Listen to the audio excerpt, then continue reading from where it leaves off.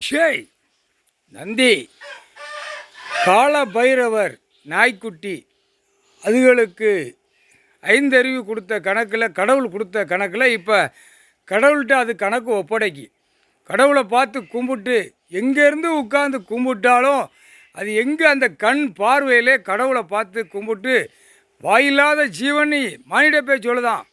ஐந்தறிவு கொடுத்த கணக்கில் மானிடப்பே எங்களை அழிக்கான், தூக்கி போடுதான், செயலறையில் போடுதான், எங்களை ஊசி போடுதான், கருத்தடையில் போடுதான். ஐயா கடவுளே எங்களை காப்பாற்றலையா, எங்களை காப்பாற்றலையா. நீதிங்கிறது கடவுள் நீங்கள் தான் கொடுக்க முடியும். நியாயத்தை கொடுக்கறது கடவுள் தான் நீங்கள் கொடுக்க முடியும்.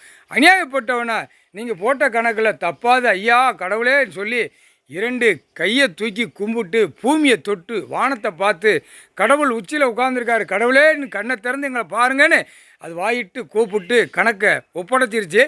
அநியாயப்பட்டு போகிறவன், அகம்பாதம் பண்ணி போகிறவன், அவன் குடும்பம் பூரா துடிக்காக போகும். வாய் ஊமையாக போவான்னு அது கடவுள்கிட்ட கேட்டுருச்சு. நாய்க்குட்டி வந்து கேட்டுச்சு. நீதி இல்லாமல் நீதி அநியாயத்தை பட்டு எங்கே மானிட பிறவி நடத்தினாலும் அவன் வாயை கட்டிருங்க ஐயா. வாய் ஊமையாக போகணும், அவன் வாரிசு ஊமையாக போகணும், அவன் வாய் திறக்கக்கூடாது, குடும்பமே நாசமாக போகணும்னு அது நாய்க்குட்டி கால பைரவர் கடவுள்கிட்ட கேட்டுருச்சுடா. இதாண்டா 7 ஜென்மத்து கணக்கில் இப்போ தாண்டா நாய் தாண்டா கணக்கு கொடுக்கும். நாய்க்குட்டி தான் கடவுள்கிட்ட கணக்கு கொடுத்துக்கிட்டு இருக்கு. கடவுள்கிட்ட கொடுக்க மானிட பிறவியை கொன்றுவார். யாராவது மானிடத்தில் வாயில்லாத ஜீவன்கள், பறவைகள், விலங்குகள் கணக்கு கொடுக்கணும், கடவுள்கிட்ட கொடுக்கணும். அது கணக்கு கொடுக்க ஆரம்பிச்சிருச்சு. எல்லாமே அவங்களுக்கு வாயை அடைச்சி, வாய் விளங்காமல் வாயை அடைச்சிருங்க ஐயா, வாய் பேசக்கூடாது, வாயை அடங்க. அதுக்கு என்ன காரணம் அப்படிங்கிற கணக்கு இப்போ ஏட்டில் பார்க்காரு. ஏட்டில் பார்த்தோடனே காய்ச்சல் விடுவார். காய்ச்சல் விட்டோடனே வாயை அடைச்சிருவார், வாய் பேச மாட்டான், அவ்வளோதான். அது இவன் வாயை அடைச்சவொடனே வாயில்லாத ஜீவங்கள் பூரா வாயை திறந்து பேசும். இந்த செம்மத்தில் அடைச்சிருவார். பிறக்கிறது வாரது போகிறது வாய் இல்லாமல் கோணலாக பிறக்க, அடுத்தாப்பில் வாய் பேசாமல் எல்லாமே அப்படித்தான் பிறக்கும். கடவுள்கிட்ட ஒப்பிச்சு கணக்கு கொடுத்துருச்சு.